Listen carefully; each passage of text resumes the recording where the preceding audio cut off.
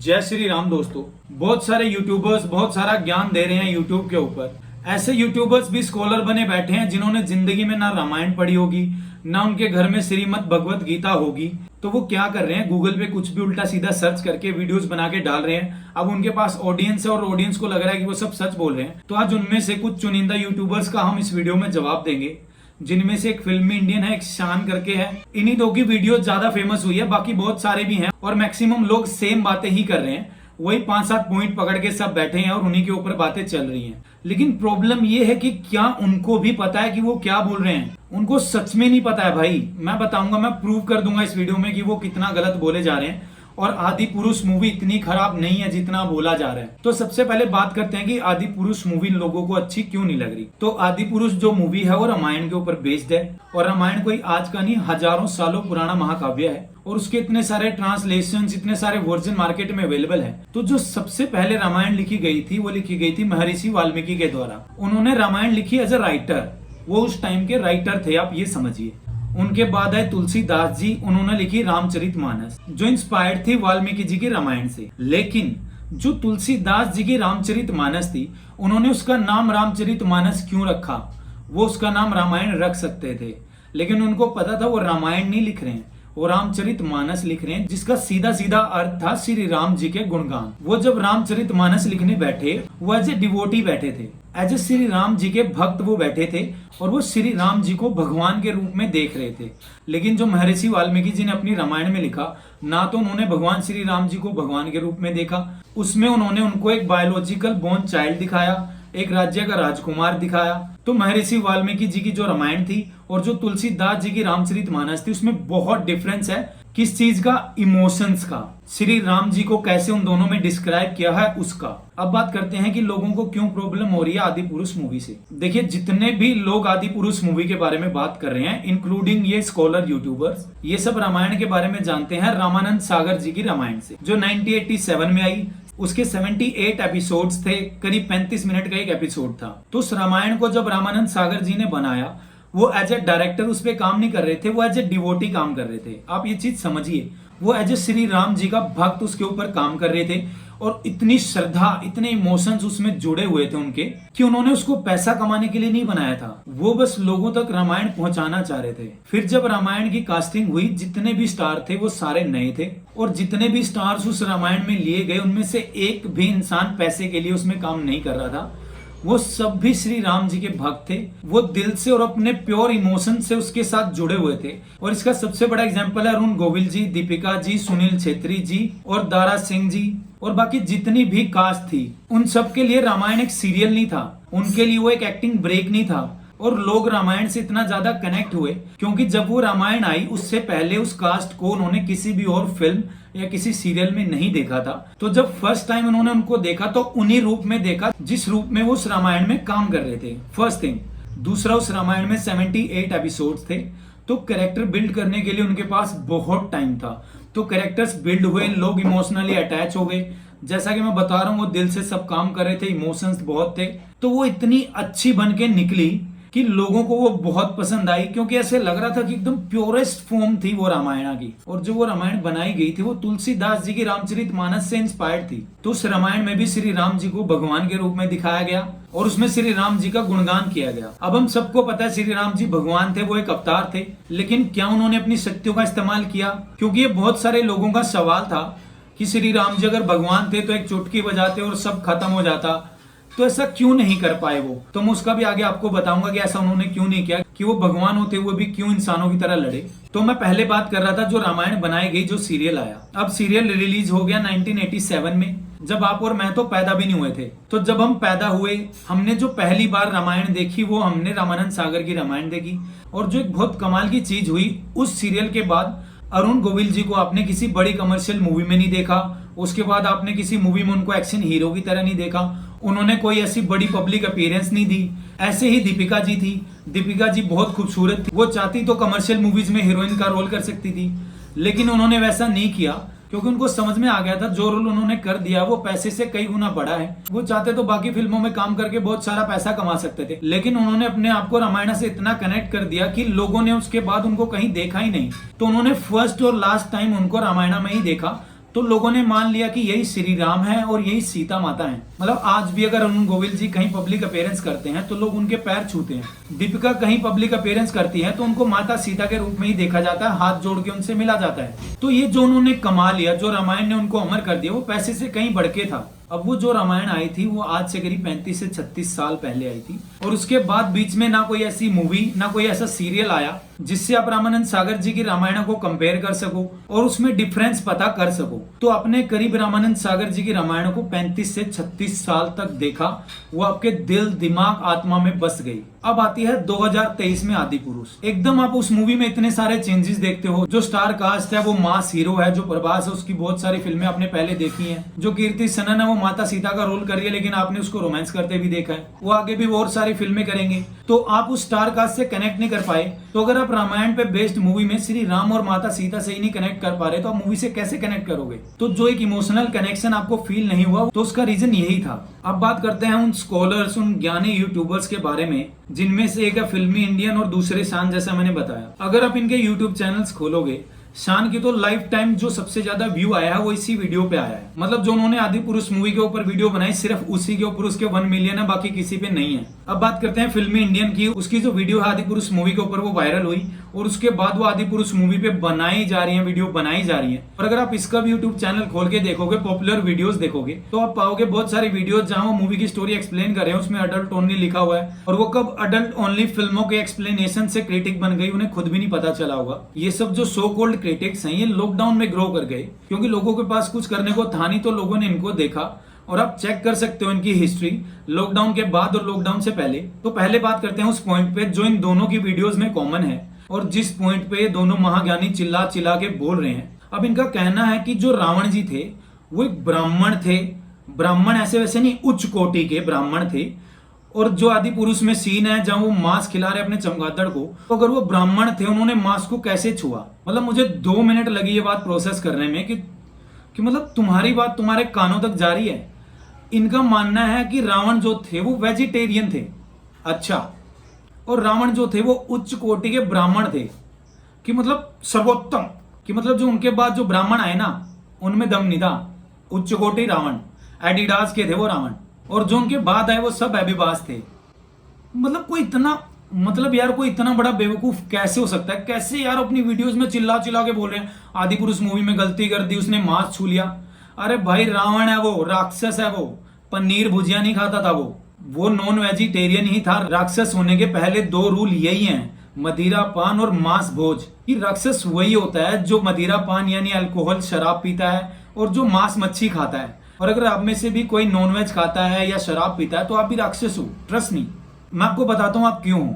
जब आप नॉनवेज खाते हो, आपको पता होता है कि आपकी प्लेट में जो रखा है वो एक जीव है, वो कभी जिंदा था, आपकी जीभ की टेस्ट के लिए उसको मारा गया है, लेकिन आप फिर भी अपने दिल को समझाते हो कि अपने टेस्ट बर्ड्स के लिए उसको खाते हो। लेकिन आपकी आत्मा तो जानती है ना कि आपकी वजह से किसी जीव की हत्या हुई। अगर आप नॉनवेज खाओगे ही नहीं तो कोई जीव क्यों मरेगा? तो ये जो राक्षसी प्रवृत्ति थी, तो जो रावण थे वो हार्डकोर नॉन वेजिटेरियन थे, और वो कोई उच्च कोटि के ब्राह्मण नहीं थे। उनको एक महापंडित बोला जाता था। और यहाँ पंडित का मतलब जाति नहीं है, यहाँ पंडित का मतलब है स्कॉलर, एजुकेटेड, जिसके पास ज्ञान था। पंडित मतलब ज्ञानी। इन लोगों की चले तो ये रावण जी को एक जनरल कैटेगरी का सर्टिफिकेट भी पकड़ा देते। मेरा मतलब एक क्वेश्चन है, जरा पूछ के बताना, रावण जी पुलाव को वेज बिरयानी बताते थे क्या? वेजिटेरियन थे रावण, मांस को कैसे हाथ लगा लिया? बड़ा बुरा हाल है भैया। और 4-5 मिलियन व्यूज आ रहे हैं। और जो ये फिल्मी इंडियन है, इनका तो भाई मैं क्या ही बोलूं। इसकी जो मैंने वीडियो पूरी देखी उसमें करीब 14-15 मिस्टेक्स इन्होंने बताई। फिर दोबारा एक और वीडियो बना दी, उसमें 2020 मिस्टेक बता दी बहन ने। अरे दीदी क्यों करते हो ये सब? पैसा इतना जरूरी है का? और मिस्टेक्स भी ऐसी इतने लॉजिकल। मैं आपको पूरा डिस्कस करके बताऊंगा, उसके पूरे एक सवाल का हम जवाब देंगे। लेकिन स्टिल यार आपके पास ऑडियंस है, इसका मतलब ये कि कुछ भी बोलोगे यार। इन लोगों की वजह से आदि पुरुष मूवी इतना डिफेम हो गई। स्पेशली जैसे बात करें शान की, शान भाई साहब की खुद की लैंग्वेज आप सुन लोगे ना, तो आपको मतलब लगेगा कि यार ये किस कॉन्फिडेंस से बोल रहा है कि आदि पुरुष की लैंग्वेज खराब है। इसकी वीडियो पे जो 1 मिलियन व्यूज आए ना, उसका रीजन है इसका जो रिव्यू था। जैसे ये थिएटर से बाहर निकले, अपनी गाड़ी में बैठे, इसने भाई ने एक वीडियो बनाया, और वो ट्विटर पे वायरल हो गया और लोगों ने ढूंढा कि भाई ये कौन है, क्योंकि इस रिव्यू में उसने एक वर्ड का इस्तेमाल किया, सेक्सुअलिटी। और जैसे ही सेक्सुअलिटी आए लोगों के कान खड़े हो गए, अरे भाई ये क्या हो गया, आदि पुरुष मूवी में ये भी था, हमें तो नहीं दिखा। तो मतलब लोगों को लगा भाई ये कुछ नया यार, आदि पुरुष मतलब रामायण में सेक्सुअलिटी। और वो सेक्सुअलिटी कहाँ है कि जो विभीषण है जब श्री राम से मिलने आ रहे हैं उसमें एक औरत उनके साथ आती है जिन्होंने लो कट ब्लाउज पहना हुआ है। अच्छा, तो मतलब कोई औरत अगर लो कट ब्लाउज पहनती है तो वो सेक्सुअलिटी हो गया। उसने वो कपड़े पहने हैं ग्लैमर के लिए। और उतना ही नहीं, इन्होंने आदि पुरुष में जो माता सीता का रोल कर रही हैं कृति सनोन, उनके ऊपर भी सवाल उठा दिया कि उन्होंने कैसे से कपड़े पहने हुए हैं। अरे भाई तुम बताओगे क्या, त्रेता युग में तुम बताओगे कि कैसे कपड़े पहनने हैं? शान को खुद नहीं पता भाई कपड़े पहनने का, गर्मियों में हुडी पहन के वीडियो बनाता है ये। मतलब जिस आदमी को मौसम की जानकारी नहीं है वो रामायण की जानकारी क्या रखेगा। और पता नहीं क्यों भाई ये चिल्लाता रहता है। पहली बात तो भाई मैं आपको बता दूं, क्लियर कर दूं कि तुम फनी नहीं हो। पता नहीं भाई, मतलब एक अजीब सी इरिटेशन है यार इस बंदे में। और इसका चैनल भी इसीलिए ज्यादा ग्रो नहीं कर रहा है। आप देखना जो इसकी जो व्यूअरशिप है वो बहुत फिक्स सी है, क्योंकि कोई नया आदमी इसकी वीडियो देखेगा उसको पसंद करेगा ही नहीं। तो मतलब जो इसका रिव्यू आप सुनोगे ना, गुद्दी थपेट दे, ये कर दे, ये हो जाएगा, बाण मारेंगे, इधर उधर बम में बाण मारेंगे, मतलब इतनी गंदी लैंग्वेज बंदा खुद यूज कर रहा है और इसको आदि पुरुष की लैंग्वेज से प्रॉब्लम हो रही है। मतलब ये आदमी स्मोक करते हुए बोल रहा है smoking is injurious to health. भाई कहां से लाते हो कॉन्फिडेंस, कहां से आते हैं ये लोग, क्यों आते हैं ये लोग? तो शान के बारे में बस इतना ही था, क्योंकि इसकी वीडियो में ज्यादातर बकवास ही है और थोड़ी ही बातें थी जो मैंने आपको बता दी। अब बात करते हैं फिल्मी इंडियन के बारे में, क्योंकि उन्होंने पूरी एक लिस्ट बनाई है, तो मैंने भी साथ साथ उनकी वीडियो की लिस्ट बना दी जो मिस्टेक्स वो बता रही हैं। एक तो वही थी कि जो रावण थे वो एडिडास कंपनी के थे और वो सबसे अच्छे थे, और उनके बाद रावण खराब हो गए और वो वेजिटेरियन थे, वो वेज पुलाव खाते थे जिसको वेज बिरयानी बुलाते थे, और वो नॉन वेज को हाथ नहीं लगाते थे, वो बहुत अच्छे इंसान थे। तो उसका तो जवाब मैंने दे दिया। अब उसने वीडियो में अगली कमी निकाली हिरण्य कश्यप के वरदान को रावण से कंपेयर करके। तो पहले तो मुझे बताओ, हिरण्य कश्यप पहले आया था कि रावण? और हिरण्य कश्यप ने जब वरदान मांगा था उसने रावण को रेफरेंस में रखा हुआ था। जो गलती रावण ने की थी वो हिरण्य कश्यप ने नहीं की थी। तुम दोनों के जो वरदान थे वो 80% सिमिलर थे। सिर्फ डिफरेंस कहाँ आया था, रावण ने इंसान और वो जानवर जो मांस नहीं खाते थे उनको छुड़वा दिया था, क्योंकि उनको पता था इंसान तो उनको मार नहीं सकते और जो जानवर मांस ही नहीं खाते तो वो रावण को मार के करेंगे क्या। तो ये दो उन्होंने अपने वरदान में घमंड के तौर पे हटवा दिए, लेकिन हिरण्य कश्यप ने ये गलती नहीं की, उन्होंने अपने वरदान में वो भी जोड़ दिए। बस यही एक डिफरेंस था, बाकी सारा वरदान सिमिलर ही था बहना। वो अगली कमी निकालती है इंद्रजीत के बारे में और वो बोलती है इंद्रजीत इतना शक्तिशाली था, इन्होंने ब्रह्मास्त्र चला के श्री राम जी की सेना पहले दिन ही 67 मिलियन वानर मार दिए। अच्छा, अरे दीदी, जो इंटरनेट पे आप पढ़ते हो वो सब सच नहीं होता, और मैं आपको बताता हूं उसने ये कहां पढ़ा। जैसे ही उसने मेघनाथ के बारे में सर्च किया होगा, पहला ही आर्टिकल जी न्यूज का आता है जिसमें उन्होंने बोला हुआ कि मेघनाथ ने 67 मिलियन वानरों को मार दिया, और दीदी ने बिना रिसर्च किए डिट्टो चिपका दी अपनी वीडियो में। तो मैं पहले आपको पढ़ के सुनाता हूं वो है क्या। पहला ही शब्द आर्टिकल का है कहते हैं। अब कहते हैं का मतलब ये हो गया कि ये स्टेटमेंट सच और झूठ दोनों हो सकती है। अब इसमें मैं पढ़ के सुनाता हूं आपको। कहते हैं कि इंद्रजीत के बल की जितनी तारीफ की जाए उतनी ही कम है, क्योंकि वो अकेला ऐसा योद्धा था जिसने एक ही दिन के युद्ध में 67 मिलियन वानरों को मौत के घाट उतार दिया था, और लंका में वह अकेला ऐसा योद्धा था जो पूरी वानर सेना को अपनी गर्जना से बिखेर सकता था, मगर घमंड की वजह से मौत के घाट उतार दिया गया। अच्छा, घमंड की वजह से मरा इंद्रजीत। मतलब आप ना साथ साथ इन लोगों के लिए तालियां बजाते रहना अगर आपको पता है कि ये सब क्या चल रहा है। पहली जो बहुत सिंपल और बेसिक बात है वो ये है कि श्री राम जी की सेना में 10 लाख सैनिक थे, जिनमें से मेघनाथ ने पहले दिन ही 67 लाख मार दिए। 10 लाख में से 67 लाख मेघनाथ ने पहले दिन ही मार दिए वानर। अच्छा, आगे भी। और अगर आप यही सुन के सरप्राइज हो रहे हो तो आगे अभी बहुत कुछ है। अब वो आगे पॉइंट उठाती है कुबेर का, सोने की लंका का, और वो इतनी डार्क क्यों है। पहले बात करते हैं कि लंका को इतना डार्क क्यों दिखाया हुआ है। तो मेरा जवाब है कि क्यों नहीं दिखा सकते। जो डार्कनेस है, जो अंधेरा होता है, वो किसकी निशानी होती है? वो एक नेगेटिव एनर्जी की निशानी होती है। आज तक भी ये बोला जाता है कि अंधेरे में भूत प्रेत आते हैं, आप सबको पता है। तो जो लंका थी वो राक्षसों की थी। अब वहां डे ब्राइट सनलाइट होगी, सब पॉजिटिव माहौल होगा, तो वहां राक्षस कैसे रहेंगे? राक्षसों का रहन सहन तो ऐसा ही होगा ना कि डार्क है, क्लाउडी वेदर है, बिजलियां कड़क रही हैं और राक्षस इधर उधर घूम रहे हैं कुछ ना कुछ पंगे लेते हुए। यही सब तो होगा ना उस लंका में। अगर वहां सूरज की रोशनी चमक रही है, सुबह उठ के सूर्य नमस्कार हो रहे हैं, तो वो राक्षस कहां से रह जाएंगे। वो असली के राक्षस थे भाई। आपको ये बात समझ में आ रही है? भले अपने रामानंद सागर जी में उनको इंसानों के रूप में देखा है, लेकिन वो ऐसे थे नहीं। आप लंका में उनकी मूर्तियां देखोगे ना, आपको समझ में आएगा उनके यहां से यूं दांत थे। वो सच में राक्षस थे। तो लंका को डार्क दिखाया जा सकता है, क्योंकि अगर उसको ब्राइट दिखाया जाता तो वो एक पॉजिटिविटी आती, जो कि हमें रामानंद सागर में भी आती है, जिसकी वजह से हमने रावण को कभी राक्षस के रूप में देखा ही नहीं। तो लंका का डार्क दिखाना बिल्कुल सही था। अब बात करते हैं कुबेर के बारे में। तो मैं आपको बता दूं, कुबेर के बारे में इतनी थ्योरीज हैं, और यही दिक्कत है। ये जो हमारे ग्रंथ हैं वो हजारों साल पुराने हैं, बहुत सारे चेंजेस उनमें हुए हैं, टाइम टू टाइम उनको ट्रांसक्रिप्ट किया गया, कुछ ना कुछ एडिशंस उनमें होते गए। अब मैं कुबेर के बारे में ही आपको 3 थ्योरी देता हूं जो रिटन है। ऐसा नहीं मैं अपने तरफ से बना रहा हूं, रिटन बताता हूं आपको। पहला जो कुबेर का जिक्र है वो अर्थवेद के अंदर है, जहां कुबेर को राक्षसों का देवता बताया गया है, जो कि खुद भी एक बहुत बड़े राक्षस हैं, और उनको वैश्य रावण का फर्स्ट बोर्न चाइल्ड बताया हुआ है। यानी कि जो रावण के पिता थे, उनकी पहली पत्नी से जो पहला बेटा हुआ था वो कुबेर था, और वो राक्षस था, ऐसा अर्थवेद में लिखा हुआ है। उसके बाद आती है मनुस्मृति, जिसमें कुबेर को भगवान और रावण का सौतेला भाई बताया गया। उसके बाद आती है महाभारत, और महाभारत में कुबेर के माँ बाप भी बदल दिए गए और उनको वैश्य रावण का भाई यानी रावण का चाचा बताया गया। अब बताओ, 3 ग्रंथ, 3 अलग डिस्क्रिप्शन कुबेर की, और तीनों ऐसे महाग्रंथ है कि आप किसी पे भी शक नहीं कर सकते। तो कुबेर आखिर था कौन? पहले ये तो डिसाइड कर लो, कुबेर रावण का भाई था, चाचा था, क्या था, राक्षस था, देवता था। लेकिन हम कुबेर को धन का देवता मानते हैं अब तक, ये हम सब जानते हैं। अब बात करते हैं सोने की लंका की। अब सोने की लंका की भी 2 थ्योरी हैं। पहली थ्योरी ये है कि सोने की लंका को बनाया गया था भगवान शिव और माता पार्वती के लिए, और उसको बनाया था विश्वकर्मा ने, जो चीफ आर्किटेक्ट थे जब दुनिया बनाई जा रही थी। तो उन्होंने सोने की लंका बनाई थी भगवान शिव और माता पार्वती के लिए, जिसको बड़ी चालाकी से रावण ने भगवान शिव से मांग लिया था। दूसरी थ्योरी ये है कि सोने की लंका बिलोंग करती थी कुबेर से, और जब कुबेर लंका का राजा होता था, रावण जाता है, तपस्या करता है, भगवान ब्रह्मा से वरदान लेके आता है, कुबेर को हराता है और उससे सोने की लंका और पुष्पक विमान छीन लेता है।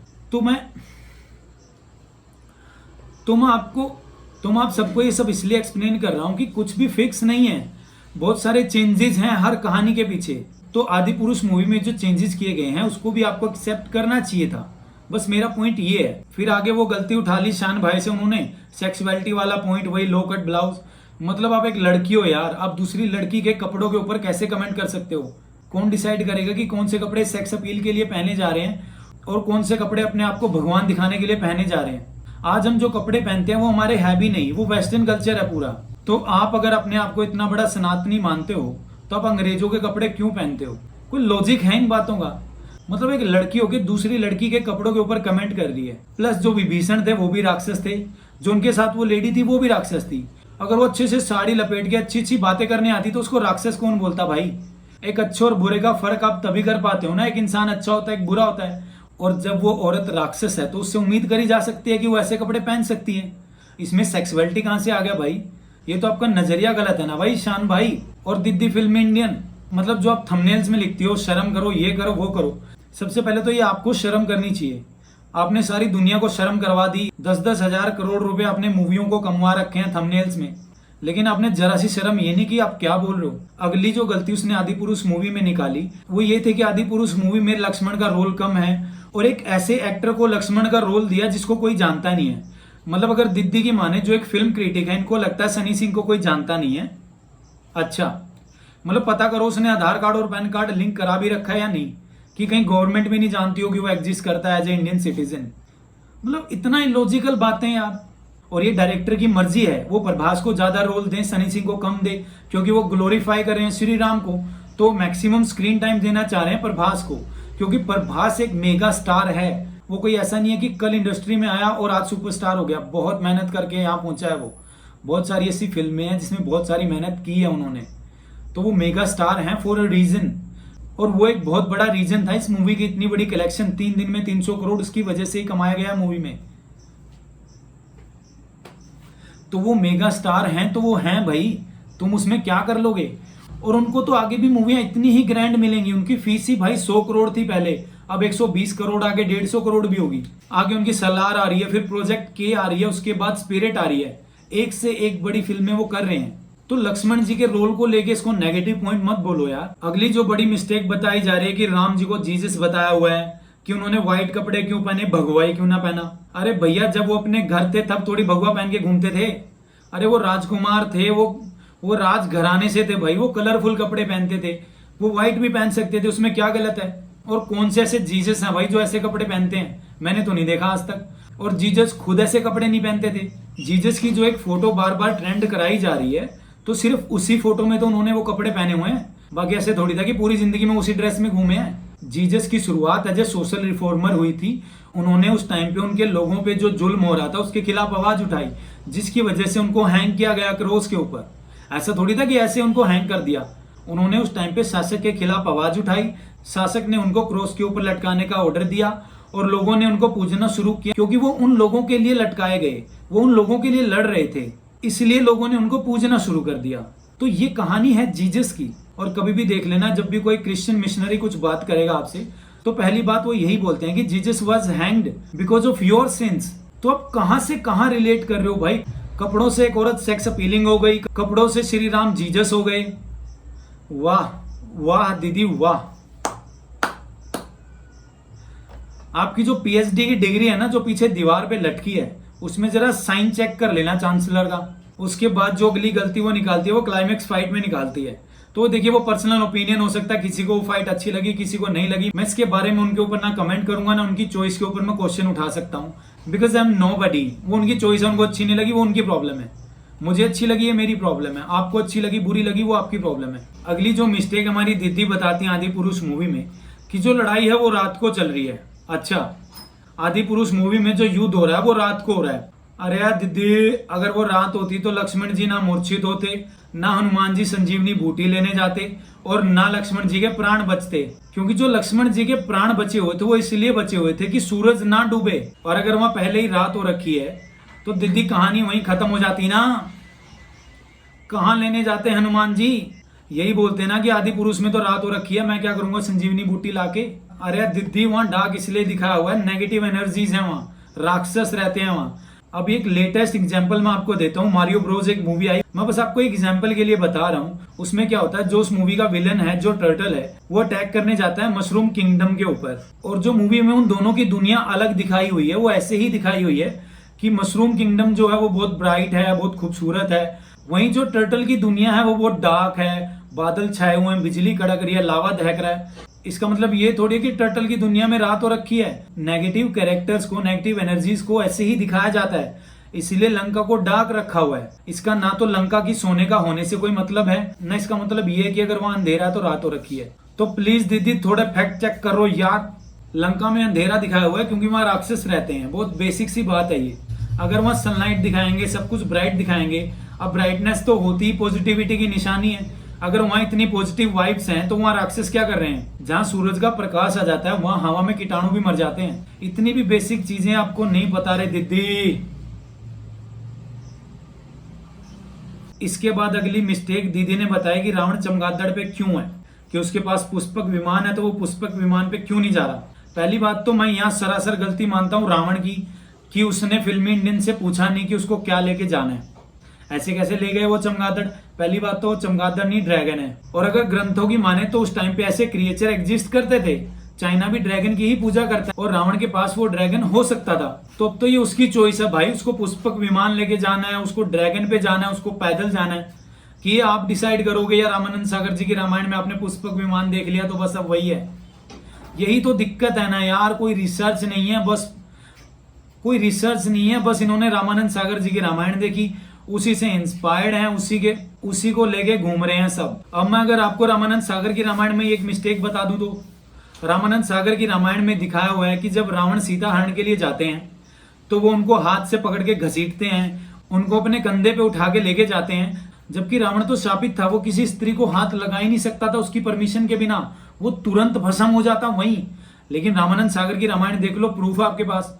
बिल्कुल घसीट के लेके जा रहे हैं, एकदम जबरदस्ती कर रहे हैं, पुष्पक विमान पे जबरदस्ती बैठा रहे हैं। तो क्या अब आप रामानंद सागर की रामायण को गलत ठहरा दोगे? ओ दीदी, उसके बाद दीदी अगली मिस्टेक बता रहे हैं कि रावण जो है वो वेल्डिंग कर रहा है, रावण किसी का बाप का नौकर नहीं है, रावण ये है, रावण वो है। अरे भैया, वो वेल्डिंग ना कर रहा, वो किसी के कूलर के पंचर नहीं लगा रहा, वो अपनी तलवार को शार्प कर रहा है। मतलब इतना तो कॉमन सेंस रखो यार। हर एक योद्धा अपनी तलवार को अपने तरीके से बनाता है, ये उनका तरीका होता है, उसको पता है वो कितनी हैवी तलवार उठा सकता है, उसके अंदर क्या होना चाहिए वो उसे पता होता है, और वो सिर्फ अपनी तलवार के ऊपर काम कर रहा होता है अपने वर्कशॉप में। तो इसमें गलत क्या है? कोई लॉजिक है इस बात का? वो बिल्कुल काम कर सकता है अपनी तलवार के ऊपर यार, क्यों नहीं कर सकता? रावण नौकर हो गया, बताओ यार ये मतलब कैसी मेंटालिटी है यार ये, कि अगर कोई राजा है तो वो कुछ काम नहीं करेगा, वो सारा दिन बैठा रहेगा और नौकरों से काम करवाएगा। ऐसा होता है क्या कहीं दुनिया में? अगली मिस्टेक दीदी बता रही है, सीता माता के कपड़े। अरे दीदी, लड़कियों के फिर से कपड़ों पे कमेंट, शर्म करो दीदी, शर्म करो। सुना ही नहीं जा रहा मुझसे तो। अरे दीदी, लड़की हो तुम, किसी के कपड़े उसका कैरेक्टर नहीं बताते। छोटे बड़े जैसे मर्जी हो, कपड़े कपड़े होते हैं, और कपड़े उनको कैसे पहनना है ये उनकी मर्जी है। कहीं ऐसा वर्णित नहीं किया हुआ कि सीता माँ ऐसे कपड़े पहनती थी, सीता माँ वैसे कपड़े पहनती थी।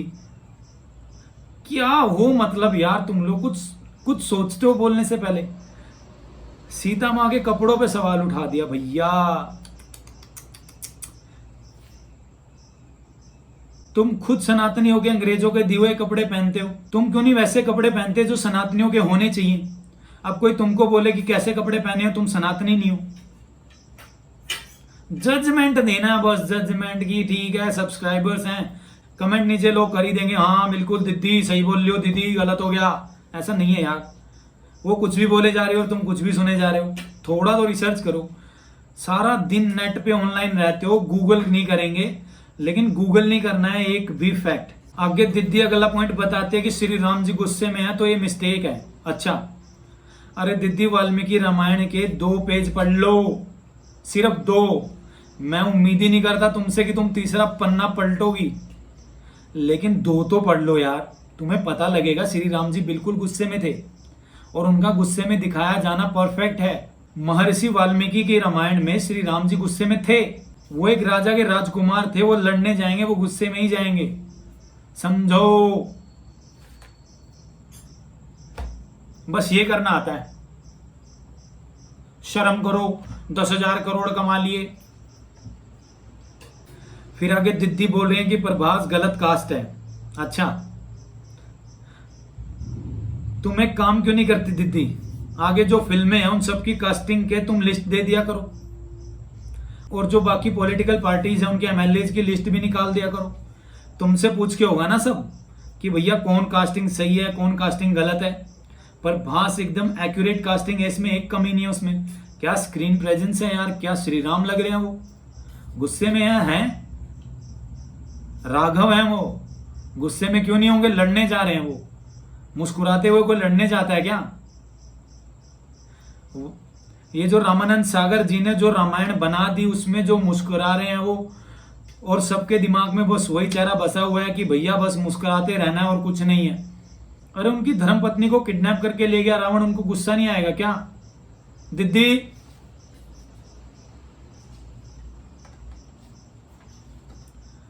फिर आगे दीदी बताती है रावण के 10 सरों के बारे में कि कैसे से बना दिए हैं रावण के 10 सर।